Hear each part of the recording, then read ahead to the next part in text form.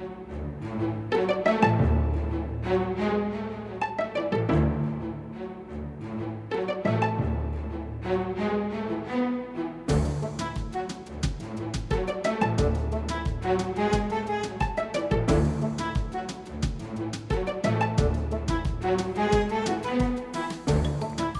and welcome to Cleveland Classic Cinema.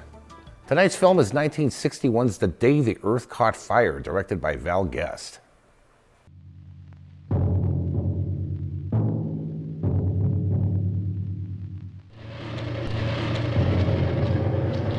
The time is now 10:51. 9 minutes before countdown. 9 minutes.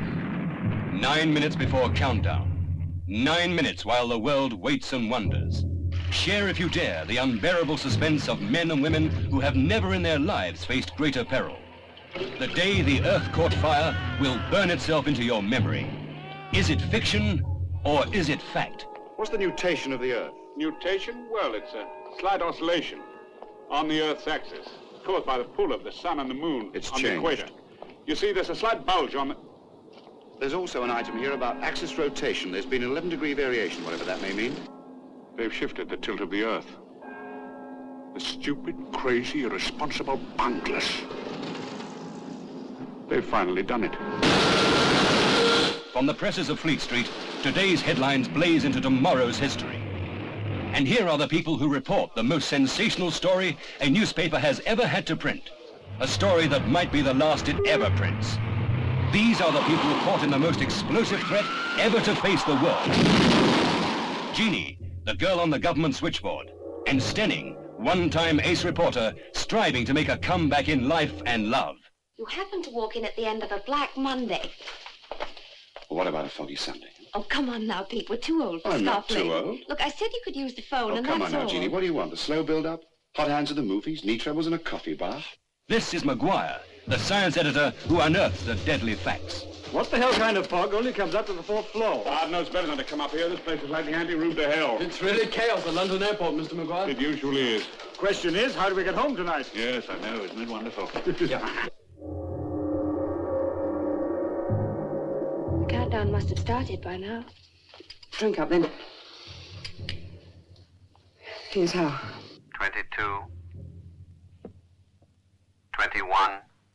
To the luck of the human race. The day the Earth caught fire fearlessly tackles a ferocious subject. It will seize your imagination, stretch your nerves with suspense more compelling than any you have known in a cinema before. 4.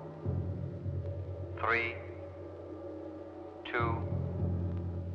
1.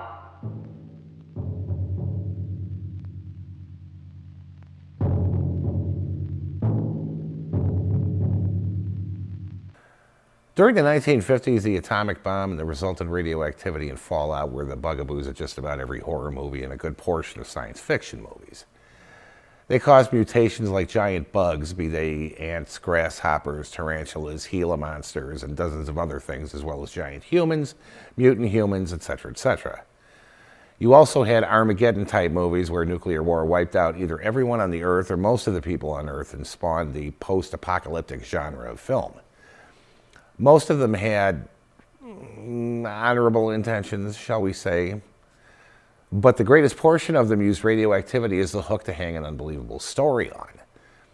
The worst ones usually began with a title saying "The End," followed by an atomic explosion, and invariably ended with the hero and heroine walking off into the nuclear sunset holding hands, while the end title proclaimed it to be the beginning. If the movie really sucked, the hero and the heroine were named Adam and Eve. Into this maw waited tonight's movie, The Day the Earth Caught Fire. This is that absolute rarity among the 50s, 60s science fiction movies, an adult science fiction film. Now, when I say adult, I don't mean nudity and profanity, although there are small parts of the movie that were considered racy at the time it was made, but that the film is a mature, realistic examination of a scientific catastrophe that puts the entire planet in seemingly irreversible peril. Because it is mature and realistic, it takes a while to get going, although not too long. Unlike a great number of science fiction movies, this one takes the time to introduce and establish its characters instead of jumping headfirst into the plot, even though it begins with the catastrophe already in progress and tells the story in flashback. While I prefer to have a trailer for the film at the top of the intro and include one when one can be found, I kind of wish I didn't have the trailer for this one. The trailer is excellent and doesn't give away too much of the plot, but, which is something modern trailers are guilty of. It just gives enough of the story to get your interest, but doesn't give you much else, as a competently created trailer should. But it robbed me of the opportunity to detail the plot. It's no big deal, though, since there's still quite a bit of information to impart about this film. I suppose I should start off with the fact that what causes the catastrophe in the film is a scientific impossibility. The plot concerns the idea that the Earth has been thrown off its axis by the United States and Russia unknowingly testing two huge nuclear bombs at the same time, thereby knocking the Earth out of its orbit and spinning towards the sun. If just one bomb powerful enough to do that were tested, it would destroy the entire planet when it was detonated. Still, the idea is believable enough to support the plot, so I would say that that particular point is moot. In addition, the idea is presented in such a realistic manner that it doesn't matter. Both Val Guest, the director, and his co-writer Wolf Mankowitz worked as reporters for newspapers, so telling the story from the point of view of newspaper reporters was a natural choice. It also makes the film a mystery of sorts as they try to find out exactly what is going on, because the government, fearing a panic, is staying very closed-mouthed about the strange changes in the weather. The reporters being reporters, however, they ferret out the truth, piecing it together out of what little they can get from the government, the informants, and the considerable knowledge of the paper's science editor, Bill McGuire. The character of Peter Stenning, the hero of the film, is a bit of a cliche. Once an important, dynamic lead reporter, he's fallen on hard times because of his drinking. He starts the film out bitter and angry at being assigned to the science desk, resentful and disrespectful to his immediate superior, McGuire. But as the film goes on and the situation becomes more dire, he not only rediscovers his instincts as a reporter, but comes to respect McGuire and realize that his hatred of his ex-wife and her new husband is petty and beneath him. It takes a disaster of major proportions for him to come to this conclusion. Unfortunately, that's what it takes. That's what it usually takes for people to realize how much time and energy holding on to grudges consumes. On to the bios. Director Val Guest was born on December 11, 1911 in London, England. He worked for the Hollywood Reporter in England, running the one-man office there, and through that met director Marcel Vanel, who secured him a job as a screenwriter for Gainsborough Studios. His first directing job was an informal film for the Ministry of Information on the perils of sneezing. He worked as an assistant director, composer, writer, producer, and actor, in addition to directing 53 movies and TV shows, including 1955's The Quatermass Experiment and 3 episodes of Space 1999. Val Guest died on May 10, 2006 in Palm Springs, California. Edward Judd was born on October 4, 1932 in Shanghai, China. His British father and Russian mother fled China with him when the Japanese attacked 5 years after his birth. After moving to England, he studied acting at Bolton's Theatre Club in West London, soon appearing in stage productions. His first film was 1948's The Hideout, and by the 1950s became associated with science fiction films such as 1956's X the Unknown, 1964's First Men in the Moon, and 1966's Island of Terror. Edward Judd died of bronchial pneumonia on February 24, 2009 in Mitcham, Surrey, England. Janet Monroe was born Janet Nielsen Horsburgh on September 24, 1934 in Blackpool, Lancashire, England. Born to stage and variety hall comedian Alex Monroe, she studied acting and appeared in a repertory theatre in London as a teenager, moving into television in the 1950s. Some viewers may recognize her from her role in 1958's The Crawling Eye, or from her Disney films, 1959's Darby O'Gill and the Little People, or 1960's Swiss Family Robinson. As she matured, however, she wanted to move away from the wholesome image she was trapped in and wanted to play more mature roles. She commented to director Val Guest what a relief it was to play a role in which she didn't have to have her breasts bound. When she appeared in Disney movies, no hint of sex was allowed, so the makeup department had to wrap her upper body in bandages to hide the size of her breasts. Unfortunately, the general public wasn't willing to accept her in mature roles, and her career floundered, which is too bad. She was a lovely woman and had real talent. After a series of personal tragedies, she died of myocarditis at the young age of 38. Leo McKern was born Reginald McKern on March 16, 1920 in Sydney, New South Wales, Australia. At the age of 15, he lost an eye in an accident and it was replaced with a glass eye, which I think actually helped his look rather than hindered it. After serving in the engineering corps of the Australian Army during World War II, he studied acting and made his first stage appearance in his native land in 1944, eventually moving to England 2 years later. Gifted with a photographic memory, he was able to completely memorize a script after one reading, something I'd love to be able to do, and was, for that reason, able to concentrate completely on his characterizations. He was an amazing actor, starting out on stage and eventually appearing in such prestigious venues as the Old Vic in London, also appearing with the Royal Shakespeare Company at Stratford-on-Avon and the Shakespeare Memorial Theatre in the 1950s. McKern appeared in many comedies during his career, including 1959's The Mouse That Roared and 1965's Help, to name only two. An aside here, while I am and will remain for life a huge Beatles fan, I dislike Help due to the fact that it's just too sitcomish. Their first movie, A Hard Day's Night, will always be, to me at least, the best one they made. Okay, end of aside.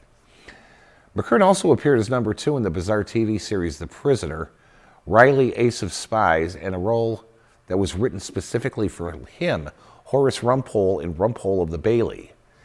He also appeared as Imperius in 1985's Ladyhawke, which, although it was a very good movie, was done a major disservice by a completely inappropriate soundtrack by Alan Parsons. I like Alan Parsons, don't get me wrong, but a synthesizer-led soundtrack under a movie that takes place in medieval times was a bit jarring. It was a good movie, though. Leo McKern died following a long illness on July 23, 2002 in Bath, Somerset, England. A fair amount of noise was made, in the United States at least, about the character Janet Monroe plays in this film, mainly for the fact that she seems to be a woman of easy virtue due to the fact that she allows Stenning to spend the night with her in, gasp, the same bed. This is a prime example of how this country denied the existence of premarital sex that finally changed a few years later with the so-called sexual revolution of the late 60s. The revolution that took place at that time was nothing more than people finally admitting they had sex before marriage. This was actually the main subject of the Kinsey reports. Alfred Kinsey was a zoologist at Indiana University who was interested in the sexual activity of the human. He interviewed a cross-section of 6,000 males and an equal number of females and asked them a series of questions concerning their sexual activities, preferences, peccadillos, the size of their genitals, etc., and compiled his findings into 2 volumes, Sexual Behavior in Human Males in 1948 and Sexual Behavior in Human Females in 1953. It was an interesting examination of a seriously taboo subject that included all aspects of human sexuality, although it didn't seem to make a dent in the reluctance to discuss the subject in society. At the time this film was made, even a hint of sexual activity was taboo in movies and television. Take, for example, The Dick Van Dyke Show. The guy is married to Mary Tyler Moore, possibly one of the hottest women ever, and they sleep in separate beds. Perhaps they found Richie in the trunk of a hollow tree. This movie was actually shot on location at the Fleet Street offices of the Express newspapers and sets that carefully recreated the actual offices, in addition to employing the actual editor of the paper, Arthur Christensen, as the editor in the movie. For added realism, Guest carefully used stock footage of actual bomb protests and disasters in the film, which adds to the verisimilitude of the story. There is one thing I find fault with, however. There's a scene where a still photographer gets knocked into a fountain and he takes his camera into the water with him. I'm a photographer myself, and I can tell you that without exception, the few times I have fallen while holding a camera, I always hold the camera up like this. My physical safety is secondary to that of my equipment. It's just an instinctive reaction because that stuff is expensive. Of course, I feel the same way whenever I see a movie or TV bartender wiping out glasses with cloths. You never do that, as it would contaminate the glass. The special effects in the film were handled by the legendary Les Bowie, who did the magnificent matte paintings for movies as diverse as 1958's Horror of Dracula to 1968's 2001: A Space Odyssey. He supervised everything from the various horrific demises of Dracula and the Hammer films to making matte paintings, miniatures, and models for movies such as 1978's Superman. Sadly, he died mere minutes before receiving his Special Achievement Award at the Oscars. Incidentally, at exactly 1 hour and 30 minutes in, there's a scene where Stenning stops to talk to a traffic cop. If you listen very carefully, you may recognize the actor playing the policeman. It's a very young Michael Caine. And just in case you're wondering, the tanks you see on top of the cars are actually ration water tanks. They run into the hood to keep the engine cool. You know, I seem to have jumped all over the place in this intro, but sometimes you have a wealth of information on a movie that doesn't necessarily flow very well. And so it goes. To sum up, The Day the Earth Caught Fire is an intelligent, entertaining, thought-provoking film that's pretty damn good, which is a nice change for this show. So right now, sit back, relax, and enjoy The Day the Earth Caught Fire, right here on Cleveland Classic Cinema.